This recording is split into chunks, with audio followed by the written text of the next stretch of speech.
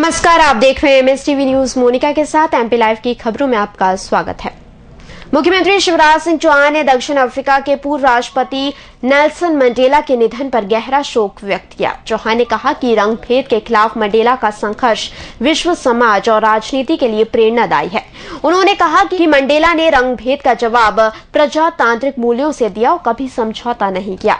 वे प्रेरणा पुरुष, विश्व शांति के प्रेरणा विराट व्यक्तित्व वाले संपूर्ण विश्व के महान नेता थे।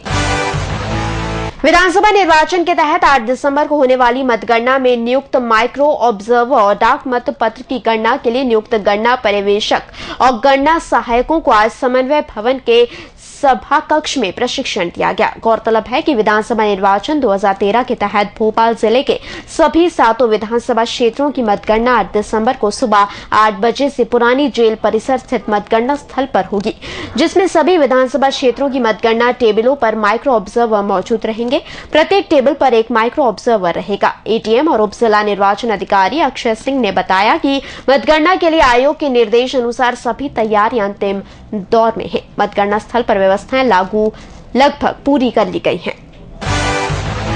मतगणना के दौरान जब तक डाक मत पत्रों की गणना हर पहलू से संपन्न नहीं होगी, तब तक ईवीएम में सुरक्षित मत पत्रों की गणना का अगला चरण शुरू नहीं किया जाएगा। इस प्रकार के निर्देश भारत निर्वाचन आयोग ने पुनः जारी किए हैं। हालांकि पूर्व में भी रिटर्निंग ऑफिसर की हैंडबुक में ऐसे निर्देश दिए जा चुके हैं। आयोग ने इस बात को माना है कि इस बार चुनाव ड्यूटी में संलग्न स्टाफ और पुलिस कर्मियों को डाक मत पत्रों द्वारा मतदान की सुविधा देने के फलस्वरूप डाक मत पत्रों की संख्या में तुलनात्मक रूप से वृद्धि हुई है। इस बात को ध्यान में रखते हुए आयोग ने डाक मत पत्रों की गणना के कुशल प्रबंधन के लिए अतिरिक्त दिशा निर्देश जारी किए हैं। आयोग के निर्देशों के अनुसार मतगणना से एक दिन पहले रिटर्निंग ऑफिसर प्रेषक से भेंट कर उन्हें सुविधा केंद्रों, डाक और हाथों हाथ प्राप्त डाक मत पत्रों की कुल संख्या का ब्यौरा देगा। मतगणना आरंभ होने के समय भी वो प्रेषक को अर्थात सुबह 8 बजे तक प्राप्त डाक मत पत्रों के संबंध में सूचना देगा। डाक मत पत्रों की गणना के लिए मतगणना हॉल में उपलब्ध स्थान के हिसाब से 2 और आवश्यक होने पर 3 टेबल लगाई जाएंगी। पोस्ट मैट्रिक छात्रवृत्ति वितरण की समीक्षा के लिए 12 दिसंबर को दोपहर 3 बजे कलेक्ट्रेट सभा कक्ष में समीक्षा बैठक आयोजित की गई। सहायक आयुक्त आदिवासी विकास ने बताया कि इस बैठक में छात्रवृत्ति वितरण के नवीन दिशा निर्देश देने के साथ ही छात्रवृत्ति के लंबित प्रस्तावों, विगत 2 वर्षों के दौरान स्वीकृत और वितरित छात्रवृत्ति, छात्रों के आधार कार्ड, बैंक खाते और विद्यार्थी आवास सहायता योजना की समीक्षा की जाएगी। इस सिलसिले में सभी शासकीय अशासकीय संस्थाओं के संचालकों को निर्देश दिए गए हैं कि वे जानकारी के साथ बैठक में आवश्यक रूप से उपस्थित हों।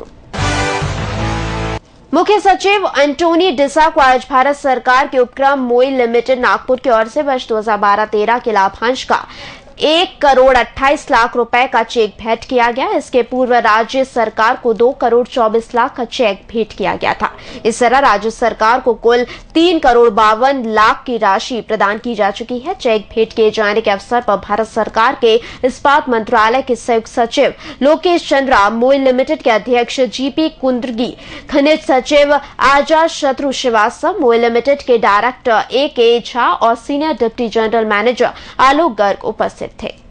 फिलहाल इस बुलेटिन में दीजिए इजाजत। नमस्कार।